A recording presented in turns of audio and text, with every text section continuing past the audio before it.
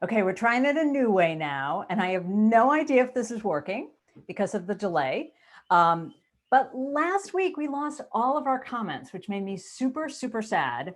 So hold on, I'm gonna kill the sound over here. Okay, so yeah, I think I'm here, but tell me in the chat if I'm actually here, because I went directly live instead of live via event. This is so boring. Every week I seem to feel the burning need to tell you about my horrible technology setup, which is so super interesting. Okay, so I see 3 people here. So somebody chat, 5 people are here. Okay, you guys are coming in, excellent. So someone chat with me when you're actually here because of the humongo delay. And I'll tell you a little bit. Yay, okay, see, yay, you're all here. Okay, good, you're all coming in. So while you start to file in, I just want to tell you a couple things. Thing one, for all like 356 of you that showed up live to watch Bristol, for some reason, all of the chat, none of it saved. So anyway, I'm trying it a new way. Hi, I'm trying it a new way to see if this works. So before we get to the main event, because I know why you all are here. Hi, Fort Worth, Indiana. Wait, oh, I have to put on my readers. Does that say Brazil? Ooh, rock on with your bad self. Montreal, Newcastle. Let's see if we get Australia back today. California. Okay, so first of all, I have my windows open today because it's really, really hot. So in Brooklyn, I can't have my windows open because the constant sound of sirens is really loud. But here, the woodpeckers get a little loud. So you'll just handle that. Also, quick explanation, I'm now full COVID hair. So I've been trying to like have nice hair, and we're just letting that go. We're letting it go. We're letting it go. Hello from France. Hello from Slovenia, Winnipeg. Oh my gosh. Okay. So real quick, before we introduce the main event, I just had a bunch of sort of the same question. So I just thought I'd answer it right away. So many of you know I'm doing my new June class lineup, which is not this weekend, but the next weekend. The two Perfect Your Knitting classes sold out right away. In fact, there's kind of a ridiculous like 300 people on the wait list. So yes, yes, yes. For those of you who have emailed, I will schedule more live sessions of that. But I just want to quickly answer some questions I've been getting about the Gauge class. A bunch of people asked, is it the same class that they took at Virtual Vogue or are about to take in Virtual Vogue? No. So that one is called Measure Up Gauge Basics. And at the end of that class, I introduce what is the advanced class, Make Your Gauge Work.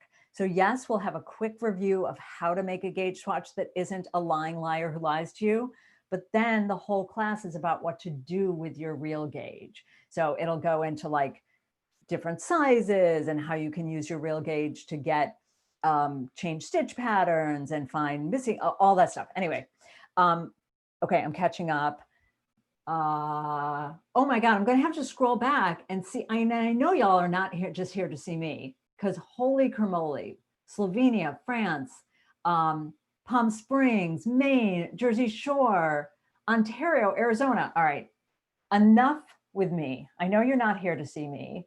You're here to see an extremely special guest, someone I quite genuinely adore. So let's see if this works. I'm giving her warning. Without further ado, I'm going to do my fancy schmancy lower third intro. Welcome, everyone. The Yarn Harlot, otherwise known as, there she is, there she is. Oh my God, you guys, she's here. Did it work? It's like a nightmare here. It totally worked. And now I'm going to turn off this fancy lower third and I'm going to go. I see people saying they're just waiting for it to start. Did we push all the right buttons? Waiting for it to start? Dude, no, I think refresh your page. We already have anything. I've got this working and I'm not touching anything. We already have We already have 100 people here. If you think it's watching, it says they're hanging out, chatting amongst themselves. Do we have it right? No, we're live on YouTube, baby. Somebody should say if they can see us. We've got hundreds and hundreds of comments so far. All right, I'm not worrying then.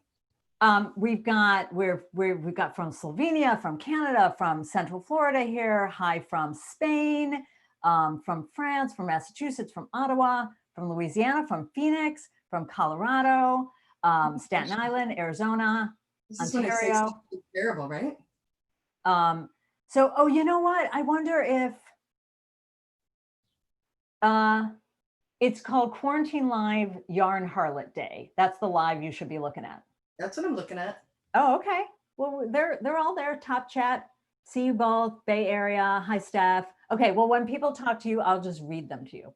Okay. I was saying to you when we were chatting before that my internet has been so dodgy here since the minute that everybody in my neighborhood stayed home and got online. So, so Joe really desperately restarts it every day, like hoping that's going to change something. And it's the pandemic.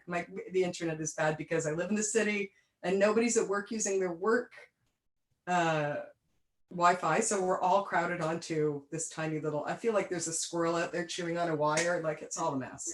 But I do like the hopeful nature of the morning restart.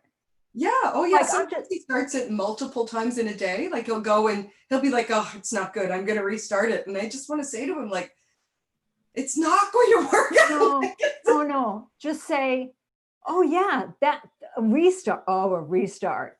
That's a good idea, Joe. Just restart it. Or he'll restart it randomly. So I'll be working on something and Joe, I'll just have no internet at all. Not just the craptastic internet I had before, but like now I have absolutely none. And so I think we've hit a record, by the way. I think we're 6 minutes in before we lost the suitable for all audience. So I just want to say. Oh, didn't I say craptastic? Oh, you did. I can say craptastic. That's not crappy, is it? Well, you know what helps is say it 4 or 5 times. I'll do that. I love you so hard. So all right, hold on. Oh, someone says if you're not seeing the video is a different link from the promo posted to Patty's page. The promo posted to my page was just my plain old YouTube channel. This should just be my YouTube channel. Dana from Seattle says, had to tune in Stephanie since I'm missing her at Strung Along with a sad face. Oh, I miss them too. Susan says, I'm only here to say hello, Patty and Stephanie, but you spell my name with an I and I'm not cute enough to spell my name with an I. All right, I'm going to catch up in a second. No, not top chat, change to live chat. Oh, I'm going to do that. Thank you. Live chat. Oh, someone gave a hint, Steph, and mine was on this too. Mine had top chat and she said to change that pull down to live chat. Okay, good tip. I just did that. Oh yeah, I see it now. Oh, that's a good tip. Where was that genius? Where was that? All right, whoever said that, you're a freaking genius. Oh, Freaky Geek. Of course it was Freaky Geek. I love you. I freaking love you, Freaky Geek. You know, the irony that I became, I'm as interested in knitting as I am because I know how it works and the batteries on it never run out and you can never not get a connection and I don't have to plug anything in to make it go. And that it's all of a sudden turned into this I'm hopeless, I have to get you do occasionally have to restart your knitting though. Like that's a real thing. True. So I was trying to think today and I couldn't quite remember, but I was trying to remember the very first time we ever taught at the same show. And I think it was like 8 or 9 years ago. And it was either Yarn Over or Dallas Fiber Festival. Mm-hmm. But that wasn't the first time I ever met you. And I'm sure you do not remember, but I do, because it was awesome, because we had a really long, super nerdy talk. So it was 11 years ago in January. Oh, wow. You've got a great memory. I feel like I've just known you forever. Well, because it was Vogue Knitting. I mean, like really met you, not like met you at a book signing where I was like, hi, amongst 8 million people, but like at a cocktail party, one-on-one, long conversation. So I was teaching at Vogue Knitting Live. It was my first, it was the first VK Live in New York. And you were doing a keynote speech. This is your brain on knitting. Oh, Remember that talk? I do. I loved that talk. So it went to like all my nerd ball places in my heart. And there was this radio show that's still on and now is a podcast called Radio Lab. Yeah. And they had just done a show about phantom limb pain. And it related, it totally, I don't exactly remember how, but it really did relate to your talk. And they solved it by, they put a mirror up. So That's like, right. say you just have this pain in your leg or like your leg itches. That's right. They put up a mirror. So you could reflect your present arm and scratch the missing arm and make the itch go away. Yeah. Yes. So anyway, I saw you revolutionize the treatment of phantom limb pain for all of these people. I mean, billions of dollars of research done to try and help people, and he solves it with a box and a mirror. Like, just genius. But he's that has to do with all kinds of research about sort of mirror neurons and, you know, mirror neurons. We're going to geek out really hard now. I love it so hard. But, you know, mirror neurons really are sort of what allows us to form a civilization or have a culture, right? Mirror neurons are what let human beings learn something by watching rather than experiencing it themselves. So not every human being needs to learn how to build a fire. You can watch someone else build a fire, see what it's like to do that with your body, and then go ahead. Have you ever had that feeling when you're watching something that you would be really good at it, even though you've never done it? Like where you're watching someone play pool and you think, you're like, I could do that. I should bet the farm on this. I'd be awesome. Sure, I could do this. Yeah, that sensation. That sensation is your mirror neurons saying, I'm learning this, you know, as we go along. And it's the root of all kinds of fantastic expressions in English, like watch and learn. Right. You know, or in medical school, they say, see one, do one, teach one. That's right. See one, do one, teach one. So theoretically, you're supposed to be able to see a procedure. Now, I mean, obviously it's a little exaggerated, but so my sister was saying, oh yeah, when you do your rotations, you choose a rotation that you know you're not going to specialize in to be your first rotation because you're going to screw it up. Right. And I said, oh, what'd you pick? And she said, surgery. And I said, well, you're not, they don't let you, you're not, you won't, they wouldn't let you do a surgery, right? And she's like, yeah, no, see one, do one, teach one. So I watch, and I said, well, what? A liver transplant. That one's really easy, part in, part out. So she said, you watch a liver transplant, then you do a liver transplant, and then theoretically you should be able to. But so we actually, if it comforts anyone who is right now thinking about a liver transplant, you actually watch a lot of them before you do it. It's not actually just one. But the other comfort is that she said it is legitimately one of the most straightforward surgeries because our bodies are designed so brilliantly that like we are plug and play. You can take a part out and be like, this is the hard part is the part that's been happens before the surgery, finding the right match, you know, all that stuff. And livers kind of regenerate anyway, which makes it sort of less important that you're like awesome at it. But you know, it's that the idea of mirror neurons and learning by watching somebody is one of my favorite things about knitting. You know, catching up on chat while you talk. That's really how we spread everything around. But the other idea I love that's sort of really timely right now is that you know, everywhere in the history of humanity, when a really good idea comes along, it occurs in many places at the same time or thereabouts. Like when people get to a certain level of organization, they all invent the wheel. You know, when they get to a certain level of organization, they all invent farming or the equivalent. They all invent spinning, they all invent sewing, they all invent weaving. But knitting, get this, knitting was only ever born in one place at one time. Nobody, it was never thought up in multiple places. So one group of people or person in one place at one time thought up knitting. And from then until now, knitting has never gone anywhere that it wasn't taken. So there's no knitting in India until missionaries take it there from Europe. There's no knitting in Asia until Europeans get there. There's no knitting in Europe until the Middle Easterns get there. There's no knitting, never, ever, ever. You know, here's North America sitting over here all by itself, and there's absolutely no knitting on this continent until the Europeans come over here and drop it off along with some fairly complex other colonial things. But knitting has never, ever been born anywhere else. Nobody else has thought of it, which means that technically knitting behaves more like a virus than a skill. You have to catch it. Noise. I also love that knitting, along with really honestly like a handful of other things, glass blowing is one of them, tools have fundamentally not changed. Like materials have changed, you know, Yeah. tweaks, but like the fundamental what the tool is.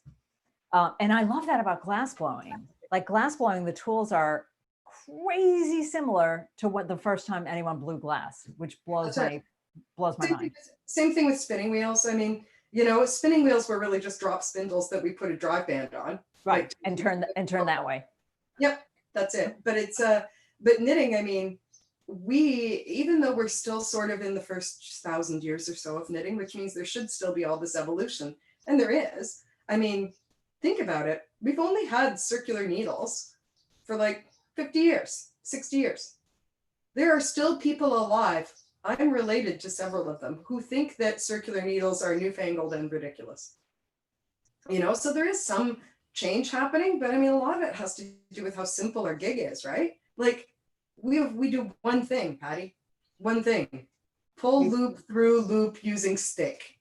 We occasionally push a loop through another loop. Still, you know, the purl. Now loop loop through loop using stick. I have a couple of questions here that one of them I love very much for you. Okay. Eugene wants to know, what's a good book on the history of knitting? Did you write one? Oh, I haven't written one, but you know, there's been sort of some evolution as textile archaeologists get a hold of things. So my favorite right now is still Richard Rutt's History of Hand Knitting, which is a fantastic book.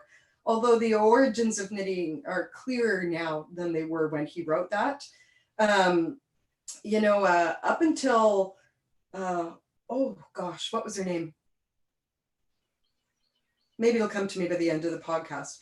But up until sort of the mid 70s, we believed that the oldest piece of knitting in the world was about 2,000 or 2,400 years old, somewhere. Those socks? Yeah, the red socks. Everybody's seen them. They're called the Coptic socks. Yeah. And they're red, and they've got like a toe, so you can wear sandals with them, and they're from Egypt.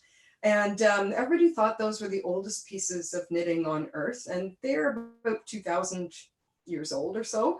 And then there was this fabulous textile archaeologist whose name I cannot recall right now, which is a horrible thing because we owe her so much.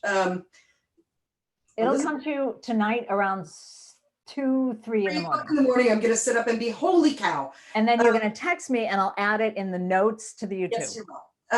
But she got permission to, you know, sort of really closely examine those in a way that she hadn't been able to do before. She was allowed to sort of tease them apart a little bit. And as soon as she did it, she realized that this wasn't knitting at all because it doesn't unravel. It's actually something called knotbinding, Naalbinding. And knotbinding is, you know, you thread a needle with yarn or string or whatever you've got, and you make a loop, and then you sew through the loop. But every time to do it, you sort of take the needle and thread through the loop and the one next to it, and then through the loop and the one next to it, and then through the loop and the one next to it. And it can look a lot like cross-stitch knitting or twisted stitch knitting, if that's the way they choose to do it. But it doesn't unravel, because the minute we put an end through a loop, we're not knitting anymore, we're tying knots.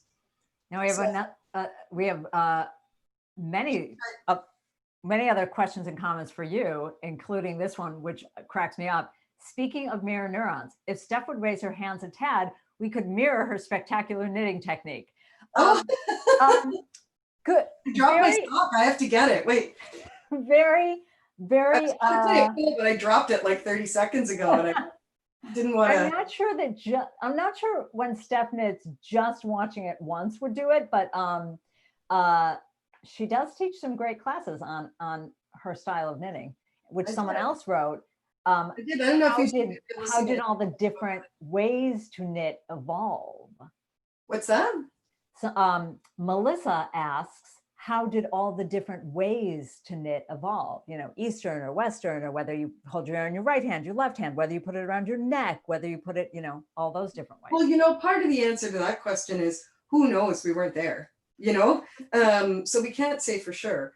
What's more likely is that, you know, at the beginning when knitting was brand new, and knitting's only like 800 to 1,000 years old, right? So knitting is that day that what's her face, who I can't believe I can't remember her name, so disrespectful, fabulous woman, no name, I'll get it. She, I'm sure it's Elizabeth something. She, the day that she figured out that was knob binding, you know, that moved the birthday of knitting by 1,000 years. It meant the next oldest piece of knitting we had were those blue and white colorwork socks. You've probably seen them. They've got Kufic script around the band. And in Kufic script, they read Allah. So for the record, not super Irish in its generation, you know. You know, from there, as knitting began to evolve and get taught, it formalized fairly quickly. You know, knitting came out of the Middle East into Spain, from Spain into France, from France into England. And as it made its way, schools were established where tradespeople could learn how to knit. And it was a really rare skill. Not many people knew how to do it. And so it was guilds and schools and stuff like that at first. And as a matter of fact, the first piece of writing we have about knitting in Europe at all is the Spanish wrote down, we have hired the Muslim knitters. And they talk about hiring them to come in and teach for them, and they learned from them. Theoretically, the way they did it would have been passed on to them. But then we get breakout styles, right? Somebody gets more comfortable, teaches it to the 26 people they teach. You know, Patty, you must notice as a knitting teacher what I do, which is that you get nests of skills. You know, like I'll show up to teach a class in, I don't know, the middle of Maine, and an entire class full of people, 75% of them will knit their stitches through the back loop, all their stitches. Oh, like a clump, like a little, yeah. Like an outbreak. And it's because they all learned how to knit from one person who's got their own funky style, right? Or that person taught that person who taught that, like one chain. Right, but you can trace it back to like one person, you know, who, with a big attitude, lots of style, who knits her stitches through the back loop and has convinced everybody around her that's the way to go, you know.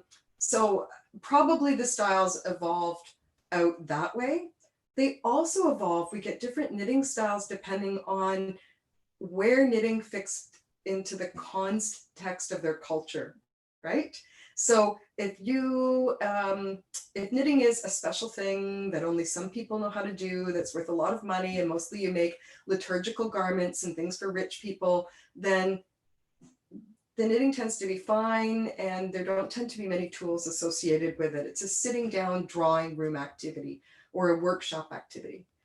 When you get stuff like the hand knitters of the Dales, or you know, people sort of in the sock industry at the height of its peak in, you know, the 13 and 1400s in the British Isles, there you get wildly different styles because they knit while they moved. So you get knitting belts, you get mock-ins, which are sort of like a poor man's version of a knitting belt, you know, it holds one of the needles for you. You get S hooks that hold the ball of yarn onto your body so that you can knit while you're walking. So it all depends on where it fits into the context of the culture, how it evolves.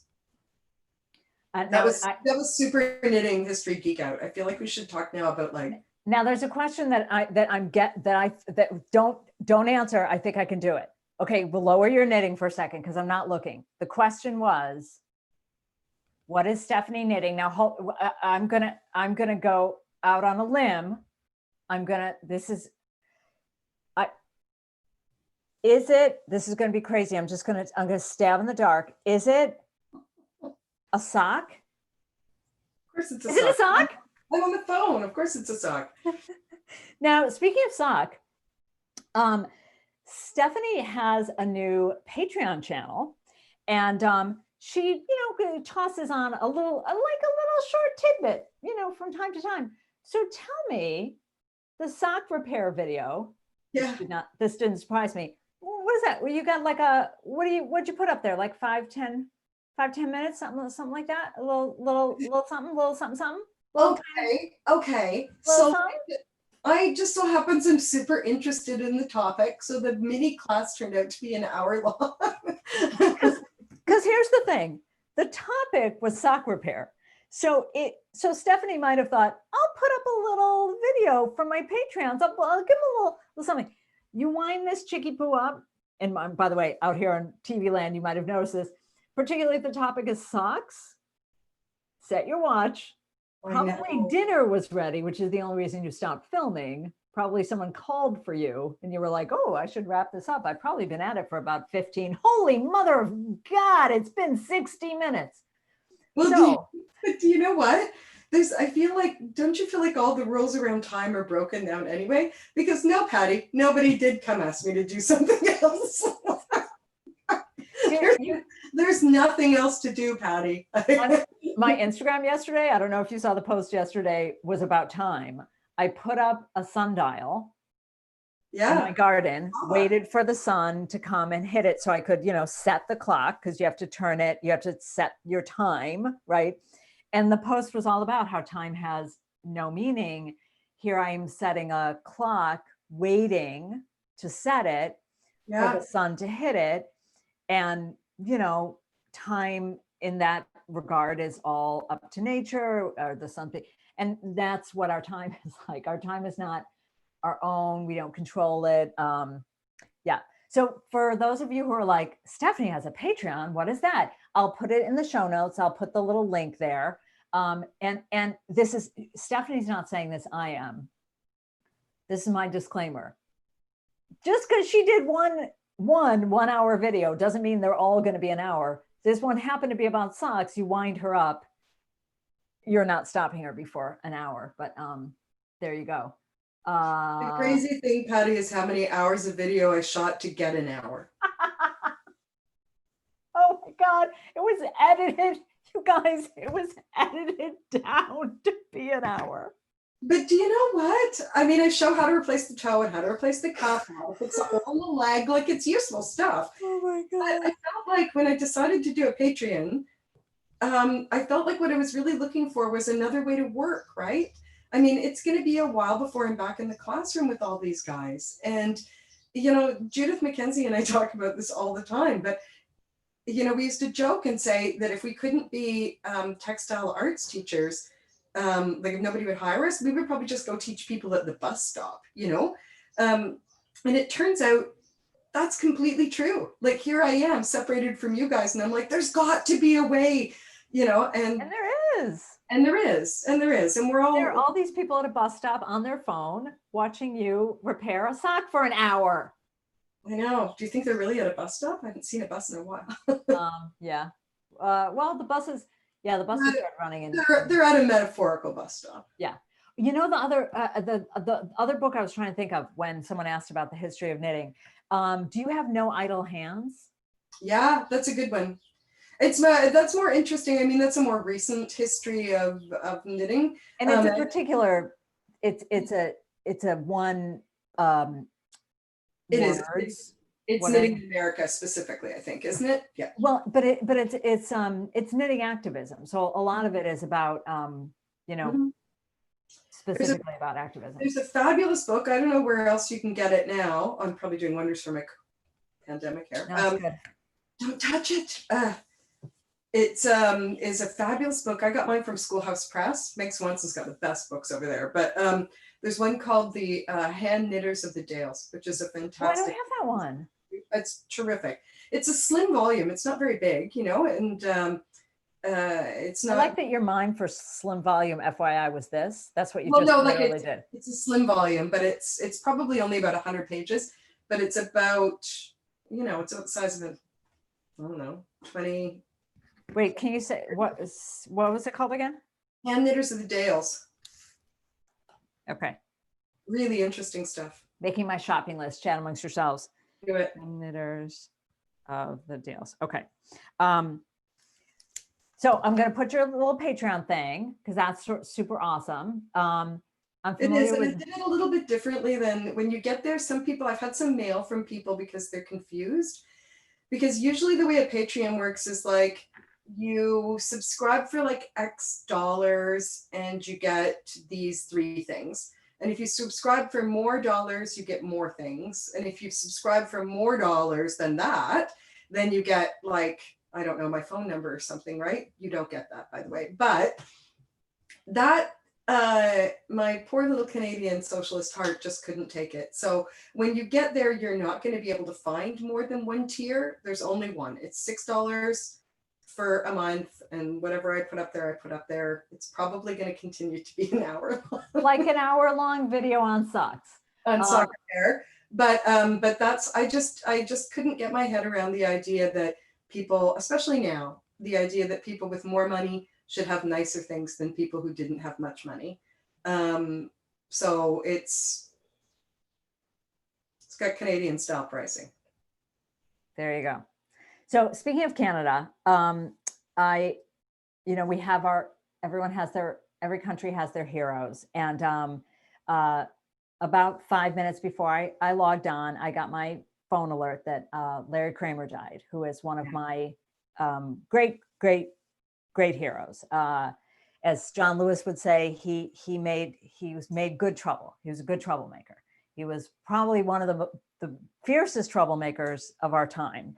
So I was wondering, do you have, who are your heroes that you think like, and he was 84, it's not like it was going to happen at some point. I wasn't ready, but it's happened. So who are your great heroes that you think, yeah, when the day comes, and you know, it'll come eventually, it's going to be rough? Your great Canadian heroes. My great Canadian heroes? Yeah. Because you often tell me about people that in our myopic American way, I do not know. And I like that. Well, you know, a lot of the great Canadian heroes for me are already gone. You know, I mean, like there's been people that shaped this country tremendously. Canada likes to have contests, you know, and Canadians are really good at it. There's a couple things we really enjoy. We're good at lining up, you know, and you know, Canada's sort of gotten through this entire pandemic without any stay-at-home orders. Our entire approach has been based on the joke. Do you know the joke? How do you get 20 drunk Canadians out of your pool? You ask them? You say, please get out of the pool. Right. The word order doesn't seem to be a word that no, orders one of our best things. We love it, you know. But order meaning neatness, but order you. That's not really what we do. Yeah. Like when Fiona put on Fiona Ellis put on her Facebook page, this was the mayor of Toronto when he had the incident problem. Yeah. Okay, let's say it. So she posted a link, and I'm trying to remember. The wording was something like that she was going to a rally to encourage, it was something like the rally to encourage the mayor to step down. That's right. So stay-at-home order doesn't seem. No, we just ask, you know, we're a pretty cooperative people. It's a harsh country, you know, and I think that fosters a lot of cooperative spirit, right? But which is, you know, I love a lot like New York. I love the world map from, I think it's from National Geographic, where they overlay political systems with weather and Haven't seen find it. the most socialist and cooperative political systems in the country with the harshest climates. Cold, yeah. Yeah, because you can't just really leave people. You can't just say, "Well, I'm not really," you know. And I don't know. I'm trying to think of a warm place, like somewhere that's warm all year round, like say Jamaica or something. You can let somebody sleep outside, then you don't have to confront their frozen body in the morning. You Right. know. And I mean, that's just not the way Canada works, right? Like people, sometimes I talk to Americans who say, oh, well, I live in Minnesota, or I live in New York, or I live, so my weather's like your weather. And what I always remind them is that we're not speaking about local weather, but weather as a culture, right? Right. So remember, when you say my weather's just like your weather, that's because we live 200 kilometers from each other, and you live in the coldest part of your country, and I live in the warmest part of mine. Right. You, You know? there was that story, I know he's supposed to be canceled, but the Garrison Keillor story where he talked about how people came to Minnesota, how the settlers came to Minnesota, that they left their home, their beloved home, their home where they felt comfortable, and they looked and they searched and they looked and they searched and they looked and they searched until they found that spot, that one special spot, that spot that was just as God-forsaken and miserable as the one that they left, and they settled down and called it home. Well, the first when I was a younger woman, I used to ask myself, well, a teenager really, I used to ask myself all the time, like when people came to Canada, like Why'd they stop? Why did they stay? like I get what happened, it's 28 degrees today. Like they were tired. It's scorchingly warm outside. It's one of the most gorgeous days I've seen in a long time. The trees are blooming, the flowers are up. It's 28 degrees for our American friends. That's 82, right? Beautiful. It's delicious outside. So what I figured always was like, they landed in the summer. They went, this place is great. I think we'll stay. They unpacked. Everything's unpacked. And what I don't get is why, when they somehow made it through the winter, why didn't they leave in the spring? And do you know what? I found out in grade 12 history why they didn't leave in the spring. They had burned the boats to keep warm. They just lived here now. And I was like, that makes a lot of sense. And inertia is a beautiful, beautiful thing. Sure. I mean, I find inertia to be oddly comforting. And the Canadian spring is so beautiful that you forget, the minute it happens, you forgive the winter everything, right? Well, that's Mark Twain said, autumn in the Midwest is God's apology for the rest of the year, because it is that amnesia. I mean, the fall is so beautiful like in Chicago, when the wind comes off the lake and the beautiful breeze and all the colors turn, and you do have the amnesia. And then every winter you hit Chicago and the brutal, you walk outside and you take a breath and it feels like it's cutting the inside of your throat. I know. And you think, I have to get out of here. This is insanity. I can't. And the wind blows off the lake, and like you swear you have gashes in your face that must be bleeding, because it feels like we've got a great big lake sitting right over there, and I'm telling you, I feel it. Yeah. It just needs to be as humid all year round, right? Because the lake sits there. In the winter, it means we've got a damp cold that kind of gets through your cold clothes. Yeah. Miserable. And then in the summer, we've always got humidity. So much so, but I like it. I'm used to it now. When I go places that are dry, I'm like, what kind of dust pail is this? I can't even. I mean, many years ago, the first time I went to Toronto, and Toronto's changed a lot. It's built up so much now. I was shocked the last time I was there. It was like, felt more like Chicago. The first time I went to Toronto, it felt like Chicago, a very sort of manageable sized city made of neighborhoods. But a friend of David said many, many years ago that he loved Toronto. It was like New York if run by the Swiss. That's right. And Toronto's much bigger than Chicago, I think, though, isn't it? Yeah. Well, Toronto, What's the population of Chicago?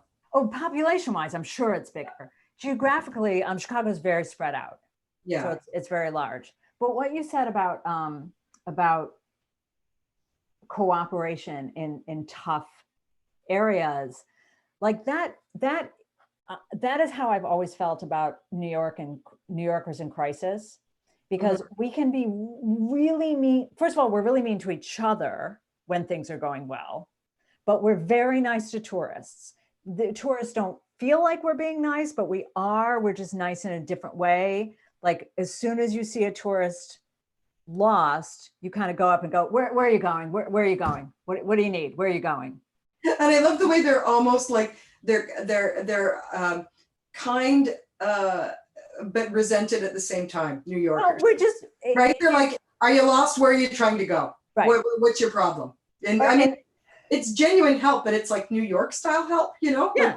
Like, what are you trying to do? You know? And then when they tell you where they're going and they're standing on the wrong platform, the response is like, no. I know the New York side. No, go down. The train come on this platform. They're like, God.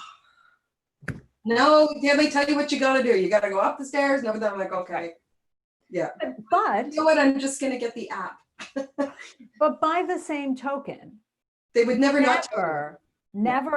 ever in my life have I seen a mother or a father struggling up the subway stairs with a stroller. Yeah, without somebody. And it's often some kid that a frightened tourist would think was what they would call like a thug. It's generally those kids with the stupid flat hat and like the pants on who without even looking up, they'll grab the stroller and go. Yeah. And then, someone says thank you and they're like, ugh. Have I ever told you the story about walking down the street in New York with a friend of mine? And I'm walking down the street, and after about 5 minutes, we're going down to get like coffee or something. And after about a couple of minutes walking down the street, she says to me, Stephanie, listen, I need you to stop talking to the New Yorkers. It freaks them out. You don't talk to the New Yorkers. I'm like, I'm not talking to the New Yorkers. Like, I'm not talking to them. We're just walking down the street. And she's like, whatever. So we keep walking. And after a few minutes, she's like, Stephanie, really? Stop talking to the New Yorkers. Stop it. And I'm like, I haven't said a word. I don't know why you think I'm talking to them. I have not said a word. I don't know them. I'm not speaking to them. I understand the New York rules. I'm not talking to them. And we go about another, 400 meters, and she just loses her mind. And she turns around to me and says, stop it. Seriously, you're freaking them out. And I said, I haven't said a word. And she said, oh, please. The whole way down here. Excuse me, pardon me, so sorry, pardon me, thank you, excuse me, on your left, thank you. And I came home, I thought about that, and I came home to Toronto. Yeah, we don't like that. And I went down, as soon as she said it, of course I could hear myself. But, when I came home, I went down into the subway and I listened. And if the subway's busy, if it's crowded, there's sort of a little hum. And it's not people talking. They're all saying, excuse me, pardon me, excuse me, so sorry, pardon me. But that's not talking. That's just the sound that crowded walking makes. Yeah. Yeah. Do you know what the response is for a New Yorker? And I embarrassingly enough have probably done it myself when someone says, excuse me, excuse you. What? Go around me. Like we feel like it's an accusation to say, excuse me, like, go then. I love New York so much. Right, there's 8 million comments. So I'm going to quickly, look, someone responded. Greater Chicago is 9.5 million. Toronto is 6 million. Oh, really? Oh, well, what does Greater Chicago mean? Because sometimes the GTA is 6 million. Greater Chicago could mean the outlying suburbs. So that's nothing beats the politeness of Canadians. What? So it must be bigger. If they're counting the outlying suburbs. Right. Summers are harsh. Summers are beautiful. Winters are harsh. But you love the solitude. Okay. That's Miss Rena. Hi, Miss Rena. I love Chicago, man. They got some great parks. My favorite thing about Chicago and that whole place, I hope I see it again someday. I love the bean. I love the bean, That and I big love that the Mercury thing that's there and the spitting fountain with all the faces on it. What is and that? that's all new. That's really new. So that was part of Millennium Park. But what Yeah. I love about the guy that the sculptor is there was some article where someone said, oh, you know, the headline was like, sculptor says it's called Cloud Gate, stop calling it the bean. And the sculptor like put in the comments, I never said that. Yes, it's called Cloud Gate. But do you know what the greatest compliment in the world for an artist is for a city to take on. Yeah, to like it and love it enough to give it a nickname. Yes. And he was like, I would never say stop calling it the bean. Call it whatever you want. I love the bean so much that when people I know visit Chicago, I make them go and take pictures of it and send it to me. I do love the bean. I love Oh, you froze. Okay. Oh my God, I cannot believe how many comments there are. Oh, so we there's a lot of Canadians here. Oh, Mel says an hour on socks is just fine. Yes, it is. FYI. It is. Now that's normal. Okay. All right. So yay, wonderful to know about her Patreon page. I'll be checking that out. Yeah, you will. Yeah, you will. So do you have any, I mean, of course you don't. Do you have any memory of when we first met? Because here's what happened. Trisha Malcolm broke us up. So this was at the cocktail party where we were supposed to be. It was like mingle with the teachers, right? But I loved your talk so much, and then I started telling you about my mother, who is an occupational therapist, and how she used to talk about and we were carving. We were standing at like a high top. Yeah, yeah. And we were talking. And I was talking about carving neural pathways when you know, and how like and then Patty, and then we were chastised. Yeah, then we were told to break it up. Yeah, we were told to go and talk to other people. We talked about Ashley Montague. That's right. Which I thought was a terrible shame because I'm one of the, like, you know, the idea of a cocktail party where you're supposed to work the room is my own personal idea. You know, like I can't imagine anything worse. I can do anything sort of in public as long as I get like a wingman or a wingwoman or a wing knitter. You know, if I've got someone with me, then I can do it. But it was the first and last year of that. I get like hopelessly shy. And so like when I clicked with you, I was like, well, this is solved. Right. I have a friend now. I'll just stay with Patty. And then talking about neural pathways, and I know Ashley Montague is the importance of touch. And yeah, like my mother named her cat Ashley after Ashley Montague. That's like the nerd fest that I come from. It is. And Trisha made us go talk to strangers, which was fine. They all turned out to be very nice and it was okay. It was, you know, but the things I worry about never come true. You know, I always imagine it's going to be horrific and then it's fine. Somebody did ask what top you're wearing, Patty. Sorry for shouting. Oh, she wrote in. Oh, do you mean the top or the sweater? But the sweater is Ziara. The top is, I think I was with Pam when Pam message retracted. I think I might have been with Pam when I brought this. If I can unbutton my top without hurting my mic. This was like a $4 top that I bought in Jamaica. But the sweater, which we were probably asking about the sweater, is Ziara. Sorry, you guys, I'm really falling behind on comments. So I'm gonna scroll to make sure that no one's asking super important things. Someone asked. I'd have to read them, so I'm just gonna leave it because I feel like we're in a good space. So I'm just not even gonna try to get that working. I know there's so many. And what's nice is mostly they're chatting amongst themselves. That's nice, eh? Which I enjoy. And another person saying you're just going to check out your Patreon page. Okay, yeah, I'll add that link. Yeah, because Steph and we were going to be together in April. We're going to be together a lot. Yeah, yeah. So yeah, it's lonely. Like I miss you know what was weird? I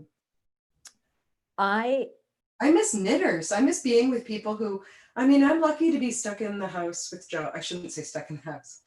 To be here with Joe. We're fine. We're getting on really well. It's fine. But I mean, it's just been me and Joe for. I mean, we're at 3 months. Yeah. And March. and it's starting to get a little bit weird. And I watched Joe.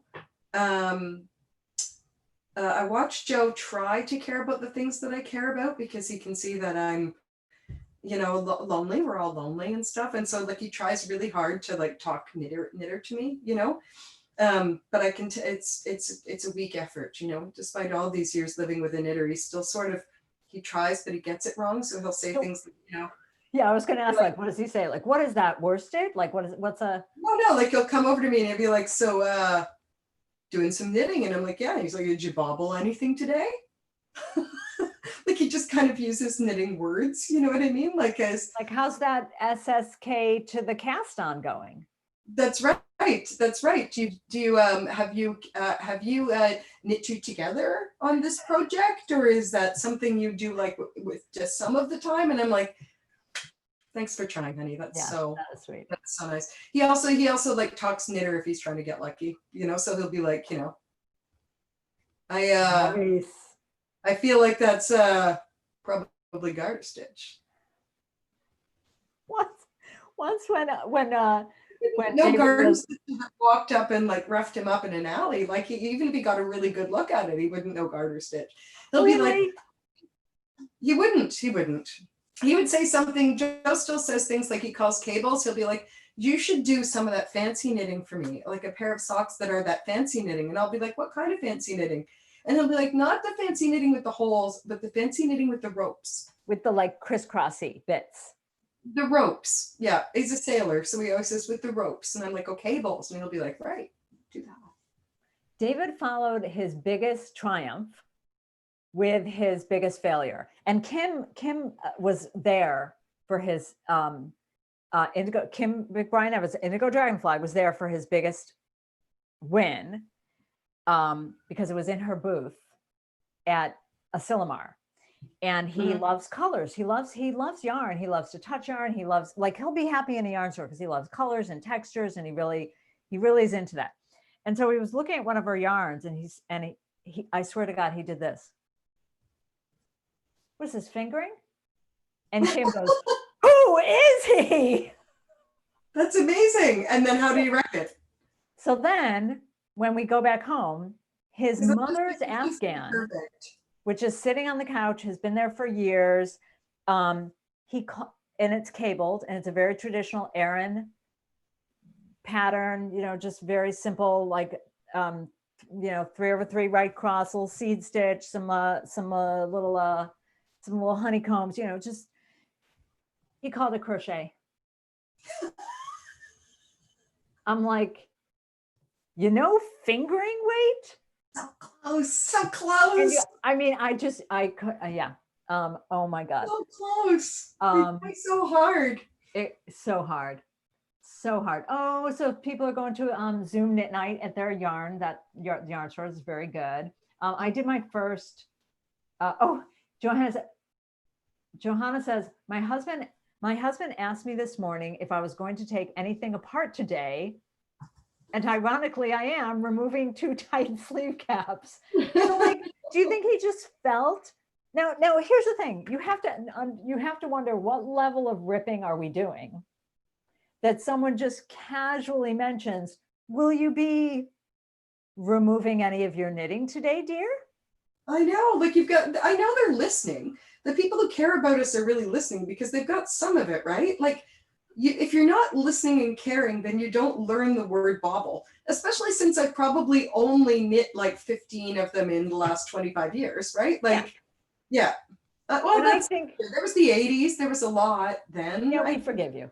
Yeah. And it's, hey, did I tell you what I did with the stash, Patty? No. Super exciting. Everybody's going to be excited about this. So I am, or maybe not. No, they will be. They're like us. So I do twice a year, I toss the stash like a salad, right?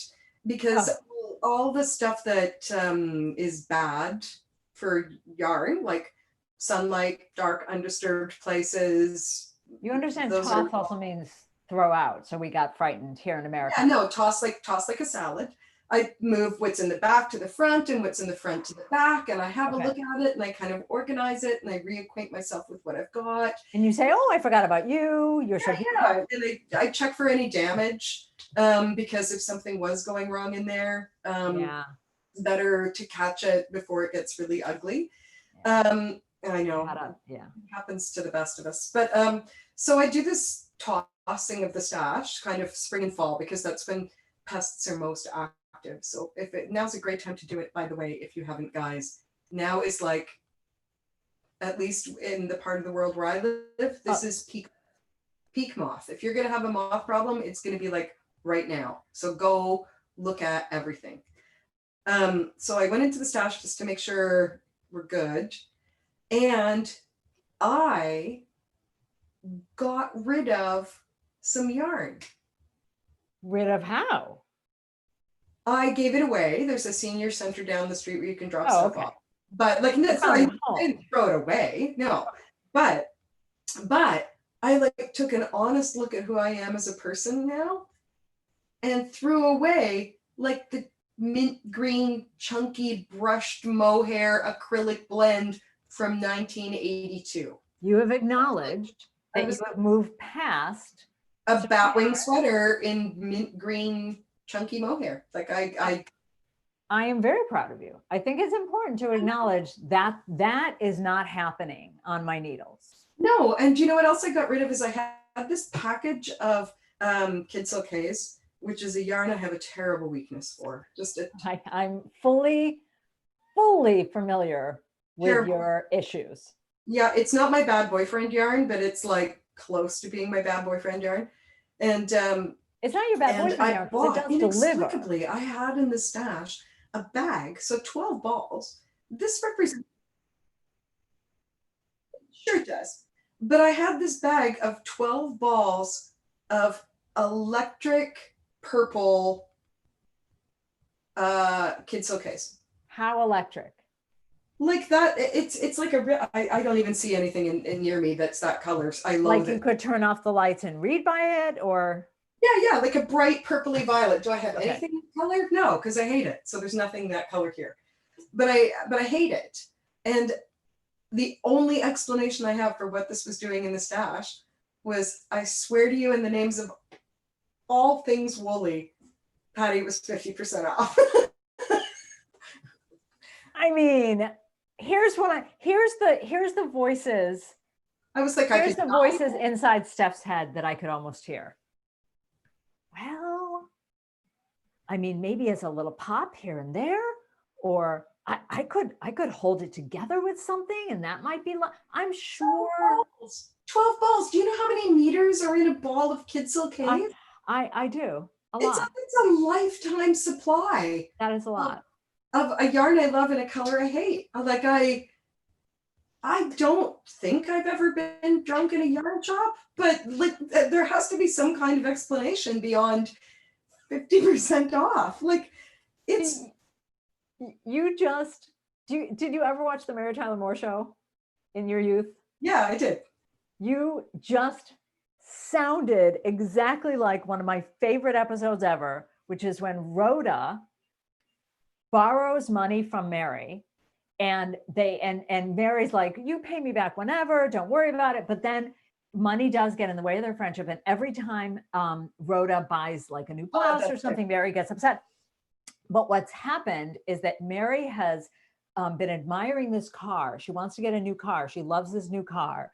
And so Rhoda's been saving up, and the surprise repayment of the loan is she's made a down payment on this car that Mary loves.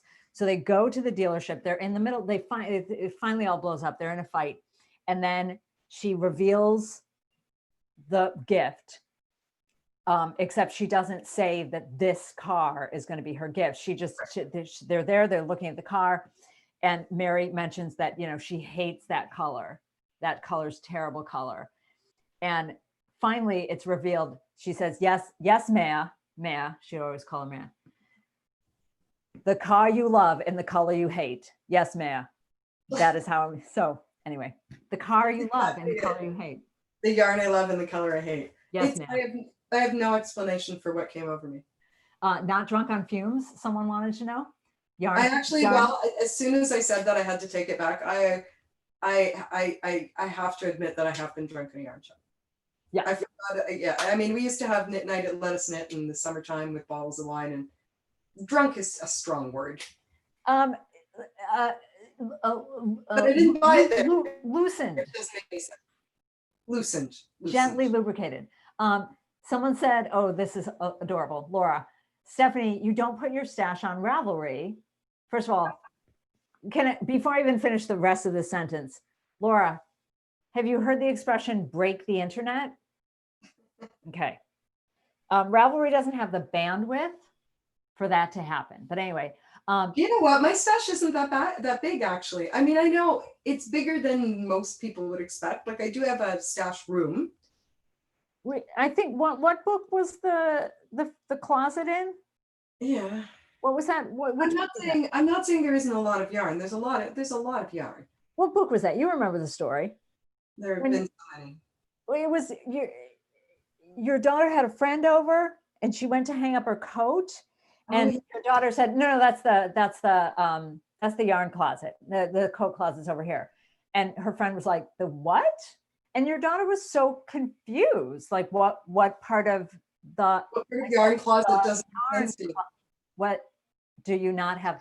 So anyway, she said, Laura wants to know, how do you organize and store it in boxes and bags, see-through shelves, boxes, or see-through on shelves? So I have not read your books. The yarn room isn't really a room. It's I don't know if anybody else lives in a little old Victorian house. I live in a tiny little house. It's only about 1,200 square feet, 1,300 square feet. So it's really quite little. And there are 3 bedrooms. And then there's a room that when we first moved in, we thought was a bedroom, except for you can't fit a bed in it. So we couldn't figure it out, but it's got a window and it's long and it's narrow and it's next to our bedroom. And it's about 5 feet wide, maybe, and about, I don't know. I'm bad at feet. I only know 5 feet because that's how tall I am. So I know it's my wingspan. It's maybe maybe 12 feet or something. Oh, okay. And it turns out it's a box room. It's where you kept all of your traveling stuff, like your steamer trunks and your boxes. And so it's a box room. So I have shelves down both sides of it. Those, on one side I have those, you know, the IKEA ones that have the squares. So on one side I have those, and on the other side I have bookcases, floor to ceiling on both sides. And I have yarn down one side, yarn and spinning fiber on one side, and I have books and patterns down the other side. Yep. Wouldn't a Patreon video? No. Oh, you won't give a tour of it? No, it's. Oh my God, that would be such a good Patreon video. The book, so a little tour of the books and then a tour of the. And then I group them together. It'd be really fun. I group my yarn together by type, usually by weight. So all the lace weight in one place, just like a yarn shop, all the lace weight in one place, all some of the sock yarns upstairs in the stash room, most of the sock yarns in the stash cupboard, which is right there. But I put them by weight, and I bag a lot of stuff in Ziplocs because I do worry about pests. And I know moths can eat through plastic, but at least it slows them down. And sometimes, you know, it would mean an outbreak could be confined. And I put them together. I have like what I would call guy sock yarn. So in one cubby, and I have self-striping in another cubby, and I have. Oh, someone made a comment about self-striping that said, and then there was the self-striping incident of 2016, 17, 18. Let's just call it a decade and be done with it. Oh yeah, I still have the same problem. And then all the rest of the sock yarn is down here in the cupboard. And I keep some sweater quantities down here too. And there's a big, you can't see it, but there's a big, big built-in cupboard behind me. And it is my carder, my tools, my spinning tools, and sock yarn bagged by color. So a bag of like things in the red family, the green family, yellow family, brown family, so that if I have an idea about what I want, I don't have to go through all the sock yarn. I'm afraid I've started trouble because there's a lot of comments saying, yes, yes, Patreon stash room video, please. Nope. Okay. Maybe eventually, but it's actually a really sweet room. There's cool things. There's like little jars with like rickrack and thread in them, or I've got buttons. I've got a little tower of, I've got my great grandmother's button bin, my grandmother's button bin, and now I have my mother's button bin, and then my button collection on top of that. And I have my grandmother's buttons that are in a box that was free. You didn't buy this box. It's box that that Fancy Gloves came in. Yeah. And the top looks like ivory. I'm sure it's all plastic, but it's this beautiful, like it looks like carved. It looks really pretty. And my grandma was a jeans and t-shirt girl, just like my mother and just like I am. But my grandfather, who was a doctor, when he would travel and he would feel guilty, he would buy her like fancy gloves and a fancy purse. These things were never touched. Yeah. I have them all like still in the plastic, but now I have all of her buttons. And then my mother-in-law, my late mother-in-law, I have a lot of her buttons. A lot of her buttons also went to my niece, Alana, who sews, but I got super yelled at by my late mother-in-law when she was still alive. Obviously she's powerful, but she's not that powerful. When I went to an antique store and there were some beautiful mother of pearl buttons and I bought them, and oh, that was an insult. You're buying buttons? Come here, come here. And out comes the metal cookie tins filled with buttons. So many cookie tins. I don't think a button left our home when I was growing up without my mom would snip them off of things before she put them to the charity box or. Yes. Yeah. You just reclaimed them all. And it's nice now, now that my grandmother and my mother are gone, and sometimes when I'm making things for the kids, or Elliot, or I'll go up and find the buttons that belong to her or my grandmother to kind of, I don't know, make them feel connected a little bit. I guess. Yeah. I have a button. That's kind of a button thing, man. I buy buttons everywhere I go. Love them. Me too. On Queen West here in Toronto, we've got the fashion district, and there's a bunch of shops that sell ribbon and fabric, and then there's a store that just had buttons. And it was like it just closed last year, the year before. And I was upset enough that when I got the text from Fiona that she'd found out it was closing, we both had like a complete period of shock. Fiona Ellis, we were like, where will we buy buttons? This place was like, what's the name of the wand shop in Harry Potter? Oh, Lysander's? Okay, you guys, come on. Is it Lysander's wand shop? Yeah. Yeah. But it's like that. You would go in there and there'd be this little old guy kind of shambling around in there. And all it was floor to ceiling, millions and millions of little cardboard boxes with one button glued to the front. And then the box was full of them. But you had to have a ladder. There was millions. And you'd go in there. And Tender Buttons before it closed in New York? Did you ever go to Tender Buttons in New York before we lost that one? Same thing. Yeah.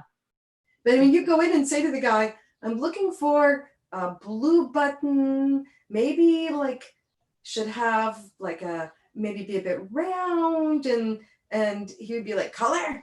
And so you'd pull out the sweater or whatever you're making and show it to him, and he'd kind of nod at it a little bit. Yeah. And then he'd be like, shank. And you'd be like, no, I think I want holes 2, 4. And you tell him, and then he'd just disappear, rummage around in these boxes and bring you back the perfect button. And then he'd charge you like 3 cents a button and you'd leave. And I could never figure out how they were open, which is probably why they were gone. But I mean, so amazing how he could know every button in that place. Yeah. Aside from the 3 cents, that's what Tender Buttons was like. And it was genuinely spectacular. Oh, Fiona was the thing I was going to tell you earlier when we were talking about time and just and missing people and how strange things are. I really believe in sort of the ESP of friends sometimes, where you feel like just the weird coincidence of picking up a phone and texting someone. Yeah. Fiona is, I love her very much, but we're not like an everyday communication people. We're not in every, she's not like one of like my friend Nell, where I'm, text her every couple of days. Or, I haven't messaged with Fiona, and I can't remember last time. And out of the blue, on one of my really genuinely darkest days during this time, when there was some death, and just a very dark day, out of the blue she texts me, "Hi, how are you doing?" And I said, "Not so good." And we texted back and forth, and she said, "I must have known somehow." She's lovely, isn't she? She's the best. But I always think that's really interesting, and how I remember waking up many years ago, waking up, and I looked at the clock, and it was like 3, and I thought of my friend Tom, and I went back to sleep. But in the next morning, I called him. This was back when this was before there was texting, and his mother died at around 3. Oh, Holy Mother of God! But I do feel like the more separated we are now, the more those little things keep coming up with our friends, where like they're thinking of you, they're out there. I know I'm thinking of my friends and more often than I usually do, because their absence is so obvious, like just so obvious. I mean, they just renewed our emergency order for another 10 days at least before we'll discuss it. And I mean, it's gonna be a while before we're together again, I don't know about you, but if I hear the word virtual one more time, I think I'm gonna go off my completely off my nut. There was a TV But show. at least they've changed the guidelines here around going outside. So at least now we can sort of get out and be in the nice weather, which is great. Yeah, we can go outside. They still ask you to have a mask, but we can go outside here. Yeah, we don't have to. We don't have to wear a mask unless you're going to be within 2 meters. Like job number 1 is to. It's mandatory to keep your distance. Right. We have a bylaw that says you can't be within 2 meters somebody who isn't within your household.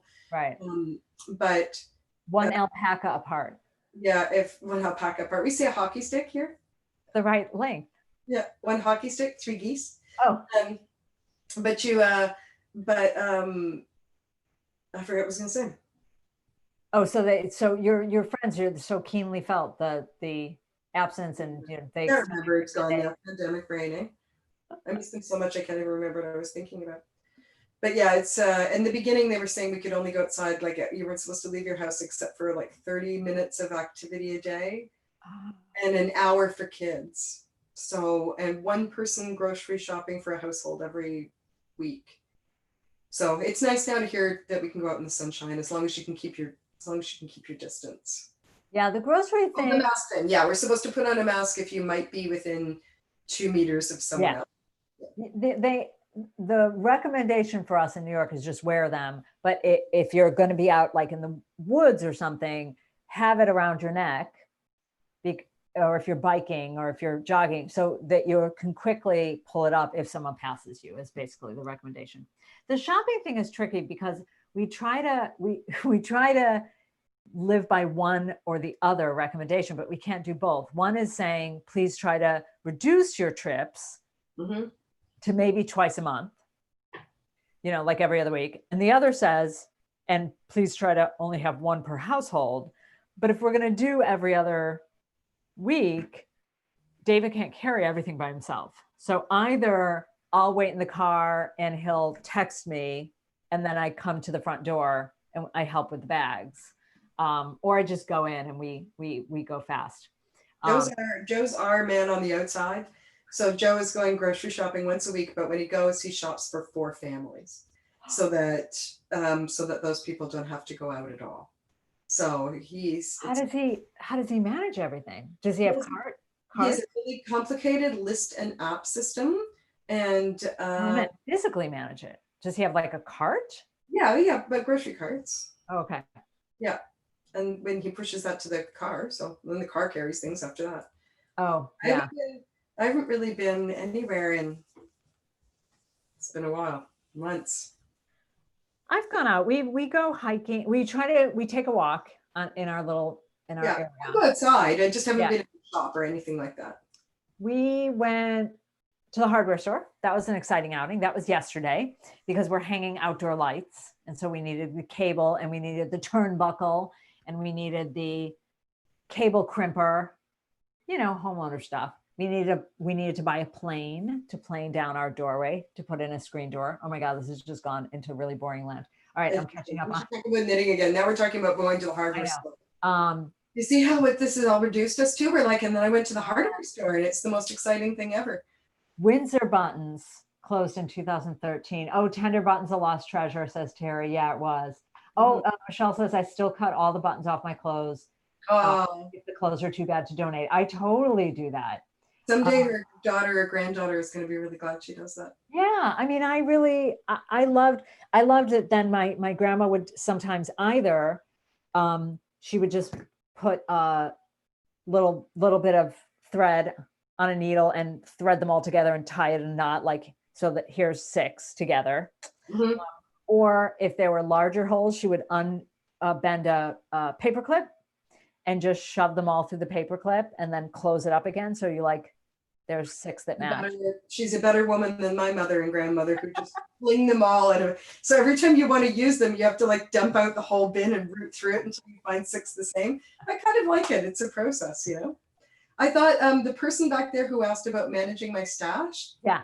While I think of it, I'll tell you one thing I always do that I think everybody should do. That's the most helpful thing I do when I bring yarn into this house, which is when any yarn that comes into my house, I write on the label 2 things. I write what the heck I was going to make with it. Like, why did I buy it? Because 7 years later, when you look at it again, you're like, I know I had a plan.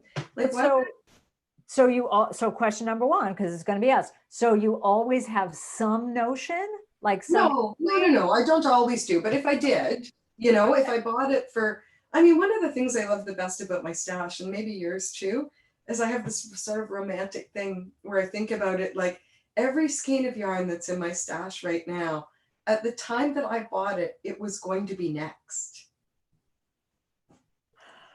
Do you ever anthropomorphize them and think? No, I know they're inert, but I do. But sometimes there's that lull, right, between when you buy it and when you use it, and I'll be looking at it and I'll think like, I wouldn't have bought this number of colors if I didn't have a plan. I wonder what it was, So I write on the label what I was thinking about making with it. If there was one, that's the first thing. And the second thing I write on the label is I label it like the Borg. So if I bought 7 skeins of blue for a sweater for somebody, then I write on the label 1 of 7, 2 of 7, 3 of 7, 4 of 7, 5 of 7, 6 of 7, 7 of 7. But if they're all back together, like just in case one wanders off? First of all, we all know the bagging things together system is imperfect, right? Things happen. Okay. But it also means that, let's say I take out that bag and I go to knit a sweater and I'm halfway through and I'm like, did I have 6 skeins or 7 skeins? How much did I have when I started this? Am I halfway through? Am I going to have enough? Not quite. I can pick up one of the skeins of yarn and know how many I had when I started, because often I'll lose track of that, right? Or it tells me if you come to the end and you're running out of yarn, it tells me whether or not, if you use them in order, it tells me whether or not it is worth ripping up the house to look for one more skein. Now, are these some of the tips that you put in your Knit Smarter class? Yeah. Because that seemed like a Knit Smarter tip. It's smarter. It's a lot smarter than the way, only been knitting for like 48 years to figure that one out. Okay. Oh my God, there's so many coming in. All right, let's see if there's any good ones. So many grams.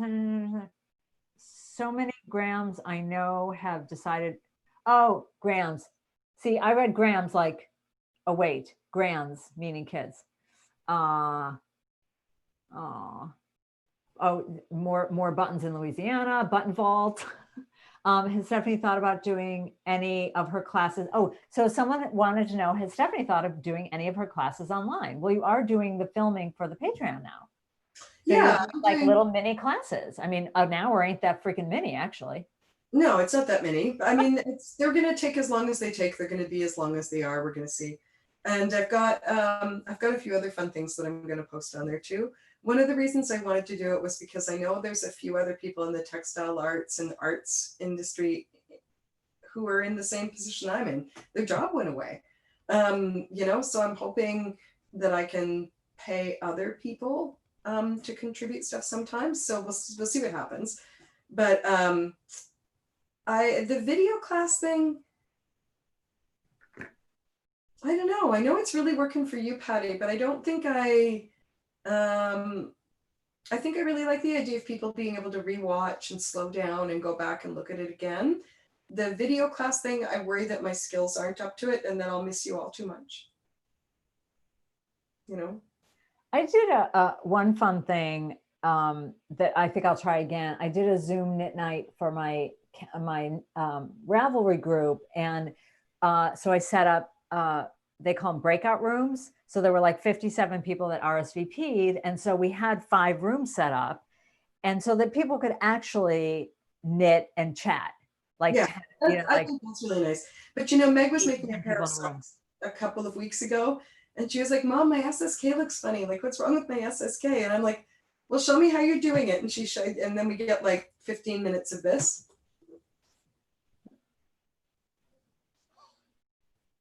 And me going like, no, I think I go in the back leg. Anyway. You can get a lot of Steph's content through her Patreon channel, where she's going to put up all sorts of fun. Maybe my skills will evolve, but I'd much rather be in the classroom with everybody. Yeah, but I love that you can put up, and I love that you're not kind of forcing yourself into some kind of structure of like, in this month we'll be doing this, and in this one, but like, I'm knitting this. Oh, that would be fun. Let's talk about that. I know. I was thinking that's more like you.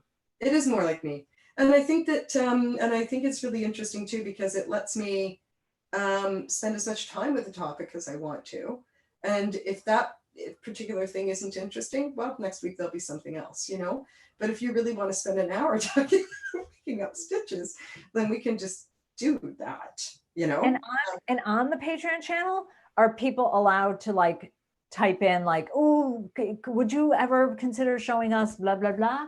Yeah, you can comment. Okay. Yeah. So because that reminds me. Or there's a button to message me too, so you could just send me a message, or you can put a comment on a post. But you can't see it, but there's a post-it note. Oh, I can't see it. Yes. There's a post-it note there that's full of particularly good suggestions that people have sent me. So I've been jotting them down and putting them up there so that I can.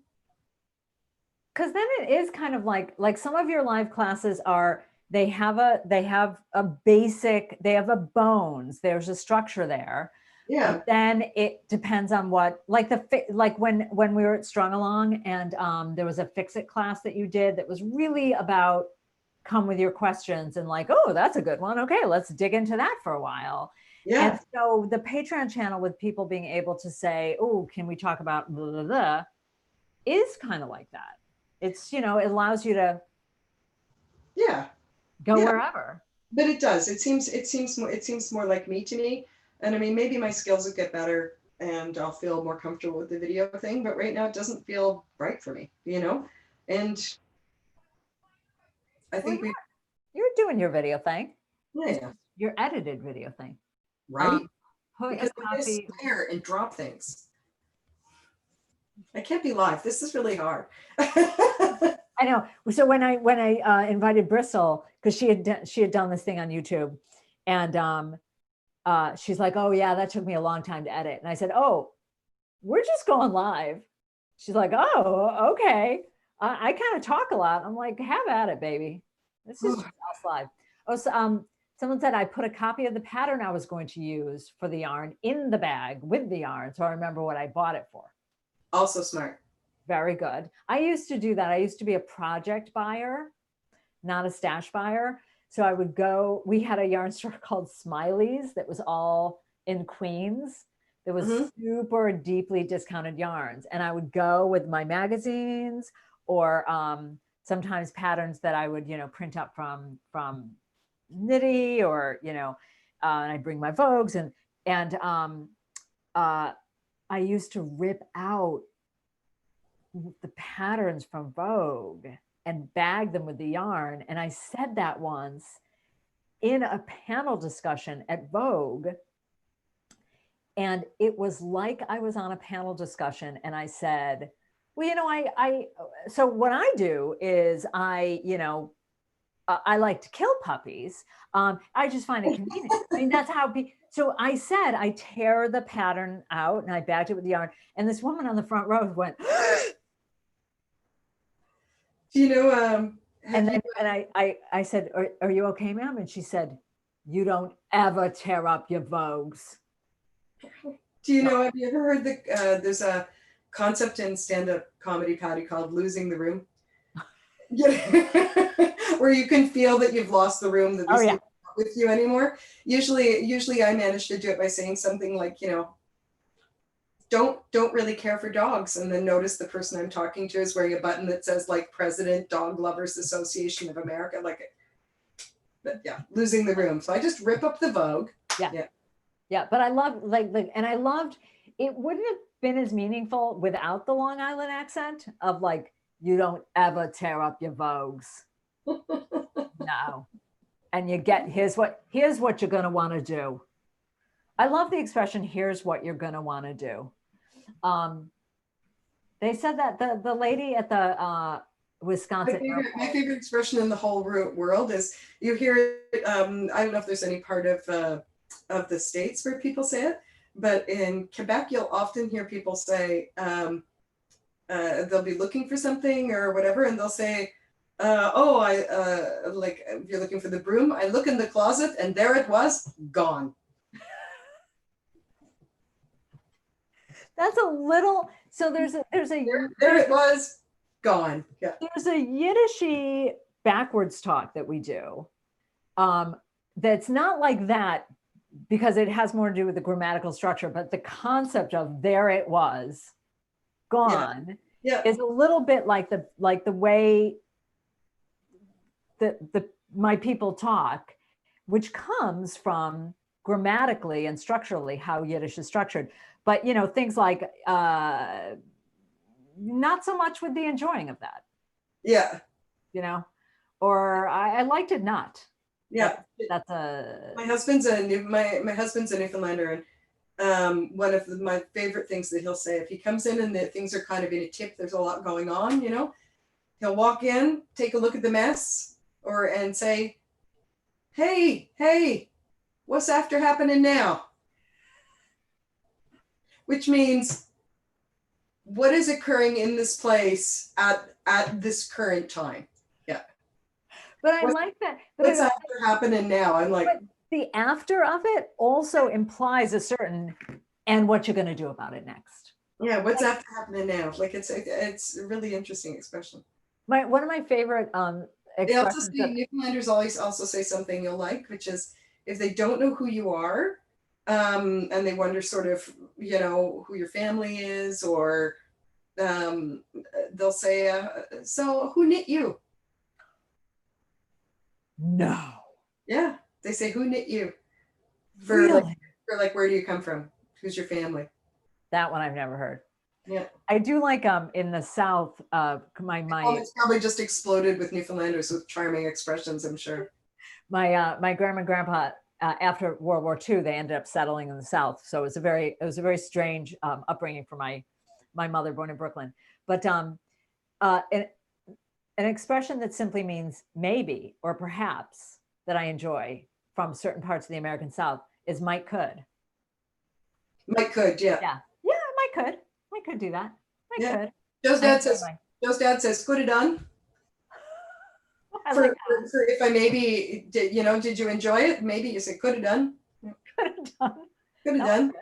Oh, they're coming in fast and furious now. Patty would love to have a non-project stash for my yarn. Oh, she keeps telling that she's going to turn her oldest rooms into a craft room.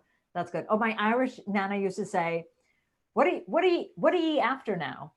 What are you after now? What are you at? Another one too. Ye. What are ye after now? We get what are you at?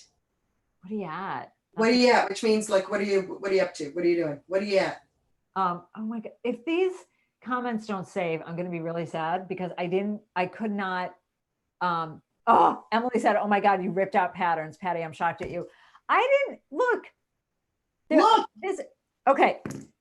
In my defense, this was before the days where everyone had a printer that you could lift up and stamp. You were ahead of your time, man. Yes, there were no PDFs, there were no scanners, there were magazines. And I used to have 3-ring binders.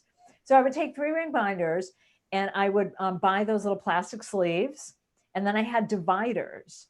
So I would have like tops, sweaters, hats, scarves, and I would, so that when I'd finish knitting something, I'd like thumb through and decide what I wanted to do next or decide what I want to shop for. So I'd go to Rhinebeck, I'd buy yarn and I'd bag the yarn with the, leave me be. Oh, she's counting. Shh. Everyone, wait, shh, give her a second. I've been beavering away. I'm there now. I've been beavering away and it just occurred to me that I haven't been keeping track of my decreases and I might want to stop decreasing if it's starting to look like a really small sock. So I thought I might check in. 2, 4, 6, 8. Do we all acknowledge though the universal hand, the knitter's hand? Did you even realize you did it? What? You just gave I'm counting. Give me a minute. I'm counting. Yeah. It was real small. It came up the bottom of the screen, just look like this. It's I like that one, and I also like if you can't take your hands off your work.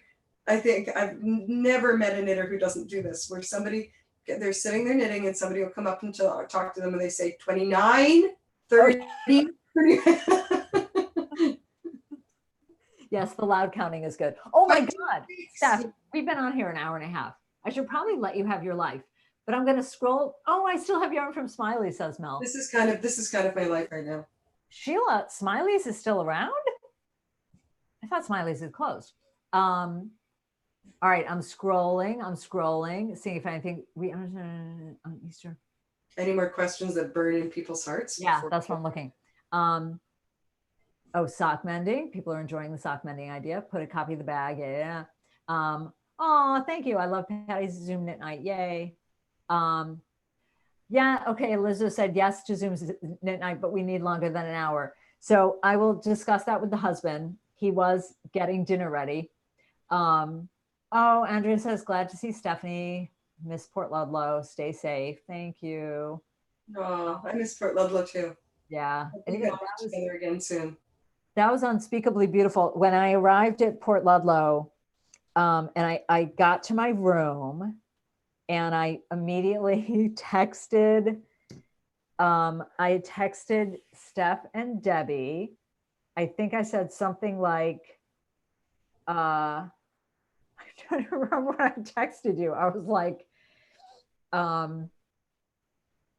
such rude people at the front desk. The room is horrible. The view is just. I believe you texted, what a dump. What a dump. What a dump.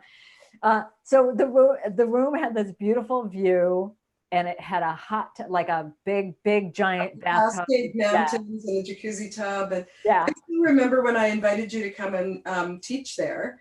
And I sent Patty, you screwed everything up. Patty this big long email. So and long. I said, okay, well, here's how long the classes are, and here's the kind of thing we do, and here's our schedule. Here's what our contract would look like, and here's everything that we do. And you fly into this airport if you decide to do it, and you do that. And there's evening events, and the food's really good, and we have wine flights with dinner every night. And I get this email back that says, you buried the lead. Next time, start with, we have wine flights with dinner. I think it was like a 3-sentence email. I'm in, You buried the lead. You had me at wine flights. That's right. I think was the entire email. Could have been much shorter.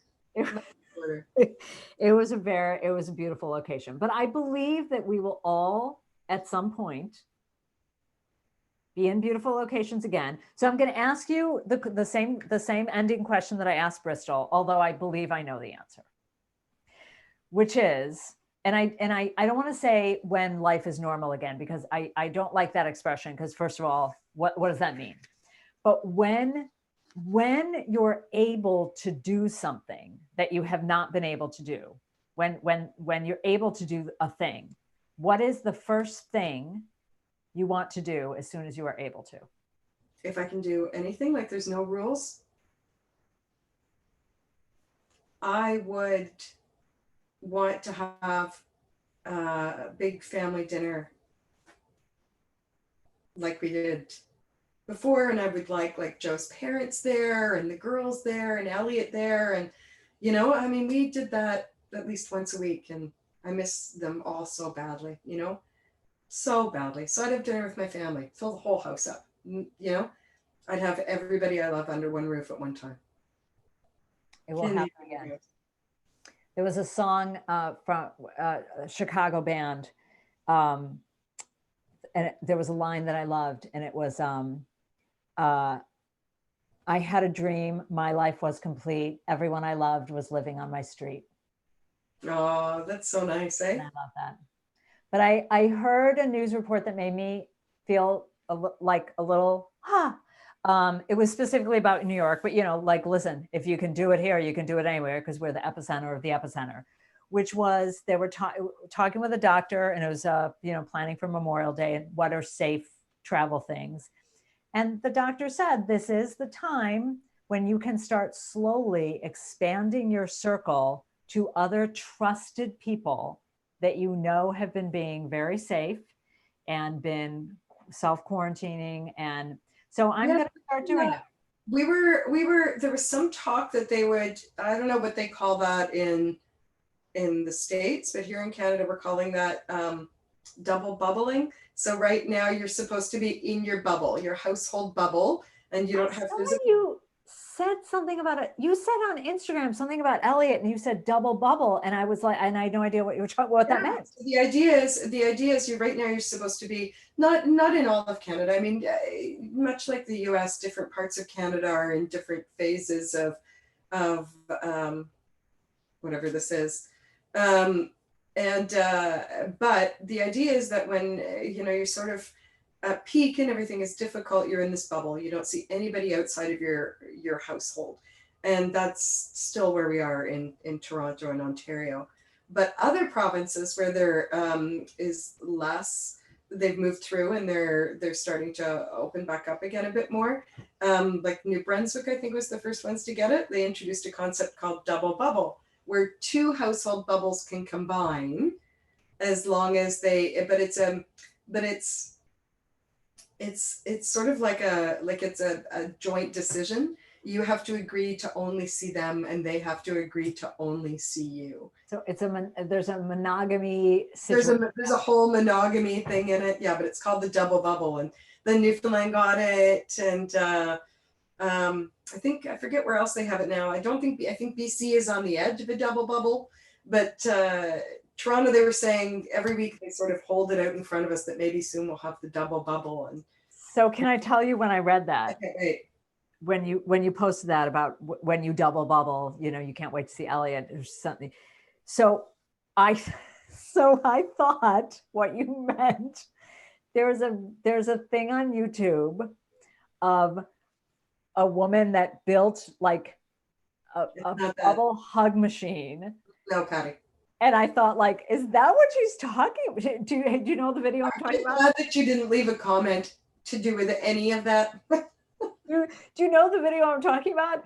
It's like it's a shot of a backyard, and there's a plastic. Yeah, it's got like a hug wall thing. Yes, with plastic arms, and I was like, is Steph gonna create like a plastic?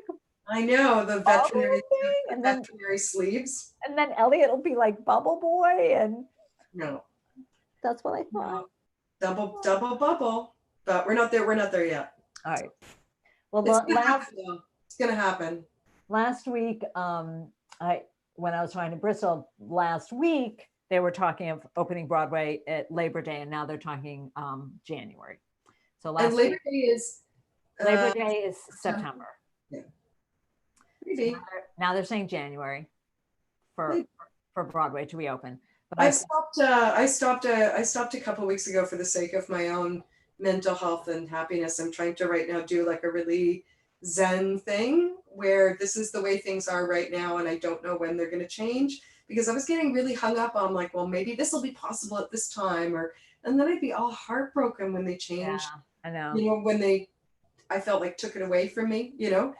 And so right now I'm trying to be really Zen, you know. They're gonna open Broadway when they open Broadway, and won't that day be great? And I'm just When they do, I'm going. And I said this last week to Bristol. My butt will be in a seat, because if we don't show up for it, it's not going to be there anymore. This is a I feel like this is a particularly difficult time for kind of the gig economy. You know what I mean? Like people who work per job. So many people, and it's amazing to me that sort of who this has had an impact on in terms of who's lost their job and who hasn't. Like, it's absolutely fantastic. It's interesting to me because I mean the whole reason I became a knitting teacher was the pandemic. So to wind up here again is really an interesting motivator. I wouldn't have ever written a knitting book if it wasn't for SARS. I had not thought of that. Yeah. Do you remember that story? Yeah. I didn't think about that. Yeah, because my job went away like overnight. We, you know, at the time I was going from hospital to hospital, it was right that they stopped doing that as soon as we had infection in the hospitals. But as soon as forgot. Yeah, as soon as it was a bad idea for healthcare workers to go from place to place, which of course it is. Of course it is. As soon as that, my job was gone. And I knew that we learned a lesson, right? It wasn't going to come back. You know, that the SARS had just sort of revealed a weakness in the system. And it's structured differently now. And I remember lying in bed the night that I realized the job was gone and it wasn't coming back. And I remember lying in bed and thinking like, okay, think Stephanie, you know, what are you good at? What else could you be doing? And I thought to myself, oh, I'm a good writer and I'm a good knitter.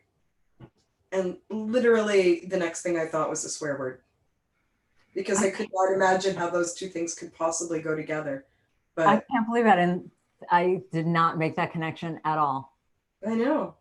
So now here I find like another kind of U-turn, right? Like trying to think of what the next thing is now that this is going to look different for a while.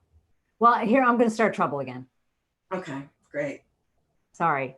You can ignore me, but I've already said this to you. What? I love my storytelling podcasts. I love turning off the lights and having that intimacy of that voice in my head. And I would love if you just told some stories. And if there was, I would pay for that podcast. If there was, I would subscribe to that. I love that. Well, I think I currently have an unemployed audio engineer kicking around the house. Anyone else with me? And we've talked about the idea that on the Patreon we could have. Do you guys hear that? Can you hear the leaf blower? Yeah. It's spring. Why is there a leaf blower? Why? Oh, he's turned it up now. It heard me. This is what it's like to live in the city during a pandemic, because now I know everything about my neighbors, right? So I'm like, why the leaf blower? Now they're making coffee again. Bristol was saying that last week, that she lived across the street this much from a post office, and it's like Mayberry, where you know she's looking out the window like, oh, someone's you know, Joe's getting another package. He just got something last week. What's happening? He's ordering a lot. You know, I really only know kind of what's happening on either side of me. I can't see the larger city that way, but I can hear like when they wash their dishes or they, you know. Yes, give me some yarn, HARLOT storytelling. I'd listen to her read a book or 10. I would totally go for that. Love her stories. Yes, Yarn Harlot. Yes, Stephanie would be terrific. No, Yeah, that'll be part of probably going forward. There'll be some storytelling and an audio component on the Patreon. We'll see. I love it. I mean, and you know, I laughed at you with love when you said to me, either in text or phone, I forgot. You said, "Are podcasts still a thing?" And I'm like, "Oh my God, they're huge." Well, I'm forever finding out that I'm the only person who's madly in love with something that other people gave up a long time ago. And somebody told me a little while ago, they said, "Oh, what podcast do you listen to?" And I said, "Oh, you know, I've got like this one and this one and this one and this one." And I think it was one of my kids. And they said, like, "But Mom, like, no, like podcasts are video now." And I was like, I don't do those. I was like, "No, how do you listen to them on your bike?" So then I thought maybe, anyway, I don't know. I'm still audio because it's how I go to bed. I like the voices. I watch a couple of I like you know, a little Canadian Solidarity. I watch the Grocery Girls, you know, from time to time, and you know, it's a video podcast, but that's mandatory. That's because, you know, they're Albertan. Yeah, I'm not against video podcasts. I just love because, you know, I'm a radio girl, right? Where'd she go? Oh, the humanity. We've lost Stephanie. Okay. I think we've lost Stephanie. Well, I think that's Stephanie's way of saying it's time to wrap this up because we've lost her entirely. Well, I didn't get to say goodbye to her. Now I'm feeling sad and I feel like I want to text her and say, "What happened to you?" Okay, I'm going to text her. Hold on. All right, but meanwhile, I suppose I'm going to say goodbye. Hold on. Bye. You left us. Okay. Oh, she's texting back. She's texting back live on YouTube. But we have, of course, been talking for an hour and 45 minutes. So it's probably time that I ate lunch and say goodbye to you all. Oh, she said her computer quit. Okay. XXOO. Wrapping it up now. Love you. Okay, so that's our time to say goodbye because Stephanie's computer died. So thank you guys all so much for joining us. Next week, I have a special guest for you, and we're going to see if you can guess. I'm going to say lace is involved. And if I said lace and I said the last name would be larger than a mound, smaller than a mountain. Okay, let's see if you can guess. All right, so I'm gonna say goodbye to you all, and I hope these comments stay because they went away last time. Okay.